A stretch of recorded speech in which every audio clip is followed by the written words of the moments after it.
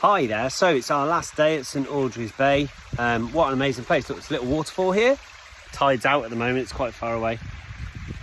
But some of you have seen some of the pictures of the sunsets have been amazing. It seems from a Coventry City perspective, I picked a good time to be away. What is going on? What's this week been about? Insane. I have written a song, so a song will go out there. Not that anyone will watch it, but I've written one. So that'll go out tomorrow when I get home. Well, we'll get home tonight and I'll put it out tomorrow from the studio. Just a farce, isn't it? What I just don't get with the pitch is how it's got to that state. You know, I know people will say because lots of sport have been played on it. That's part of the game. This is a sports venue which costs millions and millions of pounds that can't do the basic thing, which is put a surface out to play on. You know, that is the fundamental basic thing that a sports venue needs. I go to Sidmouth and we watch, from the apartment we're at, we watch the cricket pitch, the croquet pitch, the bowls pitch. It's quite an old place. And it's always immaculate.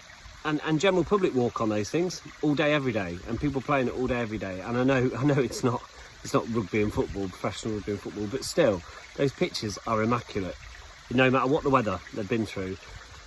To not have a pitch, a basic requisite, is just not on, and it's a farce, and it needs to be sorted. And you can understand that Robins must be livid. Let's see what happens, shall we? It's another day in the tale of Cov City, isn't it? And then yesterday, 2-0 up, and it just seems like, you know, that would put everyone in a much happier mood. And the Simon Moore thing, it's a funny one, isn't it? Robin said afterwards, I wanted the team to make sure we worked on making sure that Millwall are going to be great in set pieces and make sure you dominate from set pieces. And part of me thinks that's what that was about. I think Moore wanted to stamp his authority and thought, when this ball comes in, I'm going to clean everyone out, make a point, so that next time a free kick comes in, they know that I'm coming for it. And that's all I can think. He's got that in his head. First time it comes in the box, I'm going to show them who's boss. Didn't work. Failed dramatically, because obviously then it makes it 2-1. You just know then what's very likely going to happen.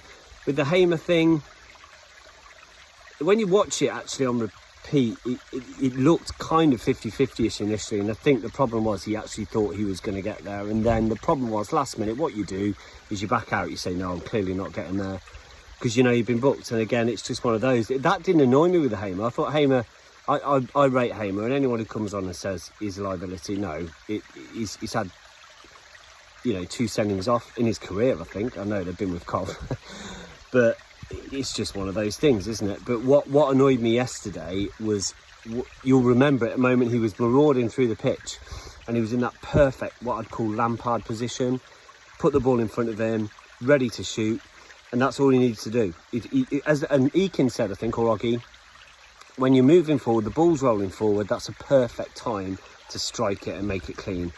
And you'll give the goalie a really hard, you know, it's going to be a real job to save it. And he didn't shoot. He went for a pass that wasn't there, you know. The defender just cut it out, and they've got the ball back. And that's what all of them, actually, not just Hamer, need to work on, is scoring from distance and shooting from distance, because they don't do it enough. And Hamer can, that's the annoying thing. You know, he did it last season, didn't he?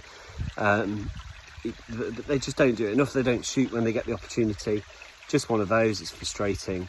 I know people were saying bring players on earlier, which I get, because obviously it's 30, well, I think wasn't it 36 or 37, something stupid down there on the pitch. I understand that, actually. That's, you know, they do need to come on earlier.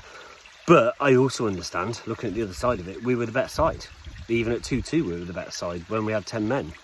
So you kind of think the moment you change it, you're disrupting it. So, and he obviously trusts in the fitness of the players. And let's face it, the fitness of the players is phenomenal. Look at the last season, the amount of late goals we've got. So you've got to also see that actually there is an element of, I couldn't understand why he did keep them on.